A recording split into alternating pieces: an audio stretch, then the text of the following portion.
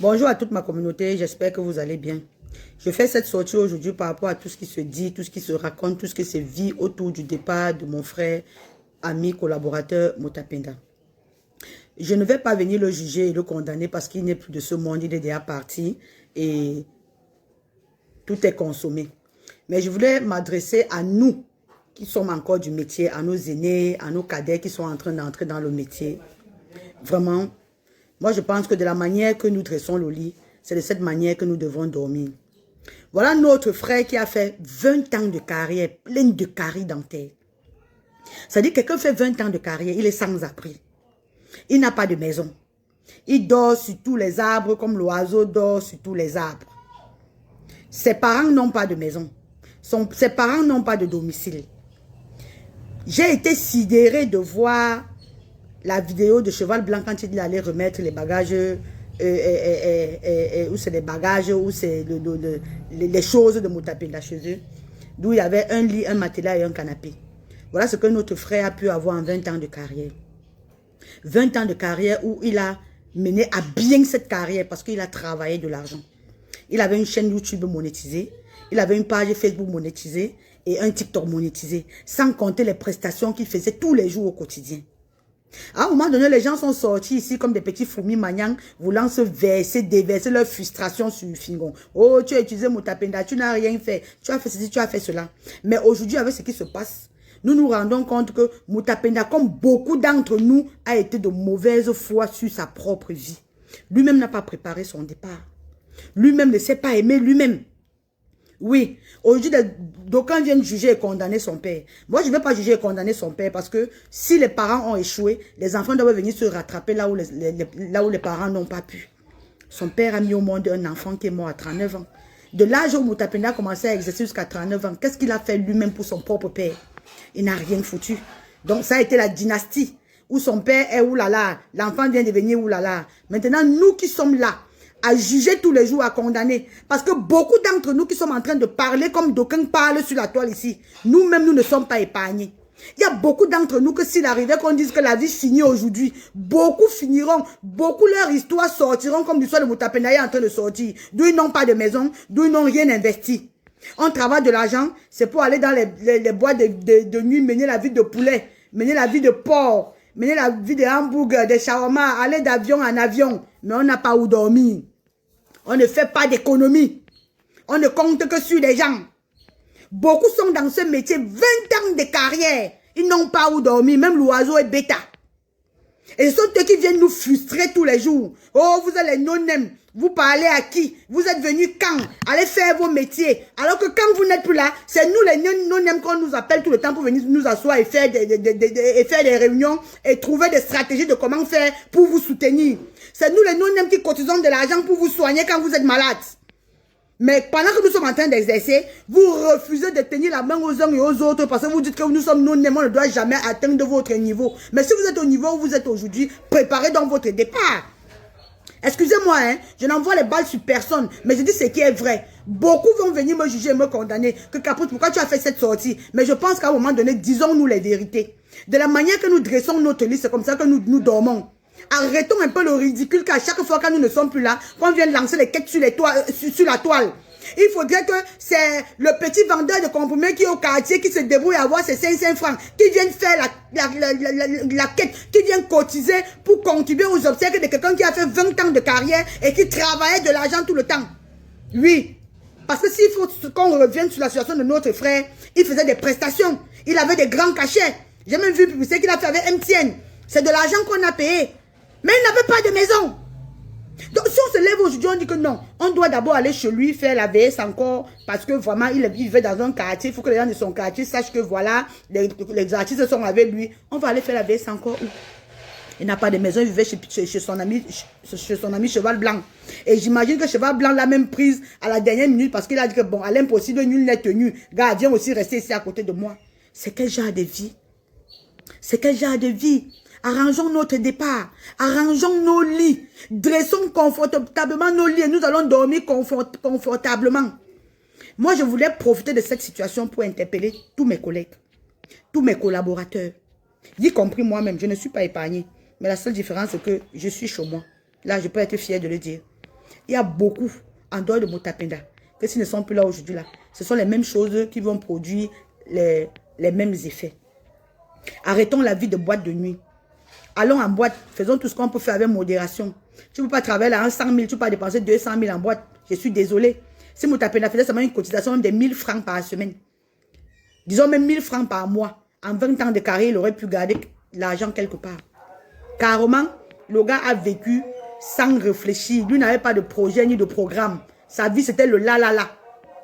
C'était le maintenant même. Oui, aller dans les grands milieux, payer les vêtements chers, payer les chaussures chères, manger des nourritures bien faites. Mais attendez, est-ce que c'est comme ça que nous devons vivre? Est-ce que c'est ça qu'on appelle faire une carrière? Est-ce que faire une carrière, c'est d'avoir les problèmes demain et se retrouver sur les réseaux tout le temps à ce qu'on doit cotiser pour nous? C'est ce qu'on appelle être star? Sinon, je préfère arrêter ma carrière, c'est ça qu'on appelle star. Rangeons-nous. L'un n'est plus à blaguer. La honte là, que ça finisse sur le tour de notre frère maintenant là. Et que la prochaine fois, qu'on n'entende plus ça. Que si un internaute sorte son argent pour contribuer, qu'il le fasse parce qu'il était fan de nous. Qu'il ne le fasse pas parce que, qu'il ne sorte pas son argent parce que on est en train de supplier que pardon gars, soutiens-nous pour qu'on puisse mener à bien les obsèques de notre frère. Ça c'est compliqué. Ça c'est compliqué. Qu'à chaque fois qu'un artiste est malade, si c'est le paracétamol de 100 francs, lui-même il n'a pas de 5 francs. Ça c'est compliqué qu'à chaque fois qu'un artiste décède, si c'est le cercle de 30 000, lui-même il n'a même pas 1000 francs quelque part. C'est très honteux pour nous. C'est très honteux. Nous faisons un métier, même si ça ne nous donne rien, ça nourrit quand même son homme. Ça peut nous permettre de faire des petites économies. Ne laissons pas croire que la petite Bayamselam qui se lève le matin, elle part au marché Sandaga avec ses 5 000 payés son casier de tomates, elle rentre détaillée, à la fin de la journée, elle a travaillé 7 000, elle rentre, elle a 2 000 francs de bénéfices, dans 2 000, elle envoie ses enfants à l'école, elle nourrit ses enfants, elle les soigne. Ne laissons pas croire aux gens que celle-là vit plus mieux que nous. Je suis désolée. Je suis désolée. Un artiste aujourd'hui doit s'arranger à ce que, à 10 ans de carrière, qu'ils sont en train de préparer sa retraite. Les jours, c'est sûr, mais ne se ressemblent pas. Tous les jours n'est pas lundi. Et sachant que nous vivons, que la vie que nous menons aujourd'hui là, c'est un peu comme le climat. Il peut faire soleil comme il peut pleuvoir. Quand il pleut, recueillons assez d'eau pour attendre la saison sèche. Comme ça, si en saison sèche, on entre même au désert, qu'on se contente de l'eau qu'on a recueillie pour pouvoir nous désaltérer en attendant que la prochaine saison de pluie arrive. Je pense que c'est comme ça que nous devons fonctionner. Ne laissons plus croire aux gens que nous vivons dans une mendicité totale. Ne laissons plus croire aux gens que non, ce que nous faisons ne nous donne rien. Non. Non. Il y a plusieurs façons d'épargner. Il y a plusieurs façons de préparer un avenir, de préparer une retraite. Vous qui avez lancé les cailloux sur Fingon aujourd'hui, vous convenez avec moi que vous lui avez lancé les cailloux à tort. Parce que Fingon a fait ce qu'il avait à faire. Il a tenu la main de Motapenda. Il lui a donné des conseils. Même jusqu'à la semaine passée, Fingon nous a réunis et nous dit, arrangez vos vies. Je peux vous mettre en contact avec des personnes qui peuvent vous soutenir comme je le fais déjà. Les contrats de publicité, je vous donne. Les prestations, je vous donne l'occasion de faire les prestations. Mais je ne viendrai pas vous imposer de comment vous allez gérer votre argent. Je pense que c'est tout ce qu'un leader peut faire. Maintenant, nous, qu'est-ce que nous faisons? Qu'est-ce que Motapenda a fait? Et qu'est-ce que beaucoup d'entre nous font? Les gars, revenons à la raison. Revenons à la raison. Arrêtons le ridicule sur les réseaux tout le temps. Même le fou nous insulte. C'est nous qui jouons à la Starmania. C'est nous qui n'avons rien. C'est nous qui ne sommes rien. Parce qu'au fait, tous ceux qui jouent à la Starmania, là, c'est les gros totos, ils n'ont rien. C'est les gros totos. Parce que ceux qui ne jouent même pas à la Starmania, là, c'est ceux qui ont préparé leur vie. C'est ceux qui ont préparé leur retraite. Beaucoup sont malades ici, mais qu'on ne met pas sur les réseaux. Qu'ils ont même interdit de ne pas mettre sur les réseaux. Parce qu'ils ont préparé leur vie. Nous-mêmes faisons pareil. L'exemple vaut mieux que la leçon. C'est pour ça que moi j'ai fait cette sortie. Et je sais que beaucoup d'entre vous, vous n'allez pas apprécier ça. Mais je m'en fous jusqu'à demain matin. Je sais que vous irez faire des réunions sur moi. Mais même si Motapenda est des nôtres, vraiment, Dieu m'est témoin, ce n'est pas une manière de le saboter, mais c'est une manière d'attirer l'attention de nous autres qui sommes encore là dans ce métier en train d'exercer. Qu'il est temps de se réveiller. Il est temps de mettre en pratique ce qui est logique. Oui, ne travaillons pas, nous mangeons tous les jours. Ne mangeons plus notre sémence. Mangeons le bénéfice. Notre capital est dans la tête. On n'a pas besoin d'un fonds de commerce. Ton intelligence, ton cerveau, ta bouche, c'est ça ton fonds de commerce, ton petit téléphone. Il y a des gens qui gagnent des millions grâce à leur petit téléphone qu'ils ont, mais qui ne font rien de ça. Voilà l'exemple. Voilà notre frère qui est parti. Ses parents sont sans abri. Lui-même, il est sans abri. On ne sait même pas si même au village, ils ont même une maison où on va enterrer. Son corps est dans la glace, on ne sait même pas comment on va commencer. C'est pas sérieux. C'est pas sérieux. Partagez cette vidéo au maximum. Je sais qu'il y a plein de créateurs de contenu, de comédiens humoristes qui vont voir, ça va pas les plaire, mais je pense qu'à un moment donné, disons-nous les vérités. Regardons-nous face à face, yeux dans les yeux, nez dans les nez. On se dit des vérités. Arrêtons ça. Ça, c'est un massacre qu'il faut arrêter. Arrêtons cette façon de vivre. Soyons logiques dans ce que nous faisons. Nous ne sommes pas des mendiants. Les comédiens ne sont pas des mendiants. Ne nous transformons pas en mendiants. Ne vivons pas dans la mendicité. Sortons de là. Travaillons, faisons des économies. Préparons notre retraite. Chaque jour n'est pas dimanche. Le succès, ce n'est pas tous les jours.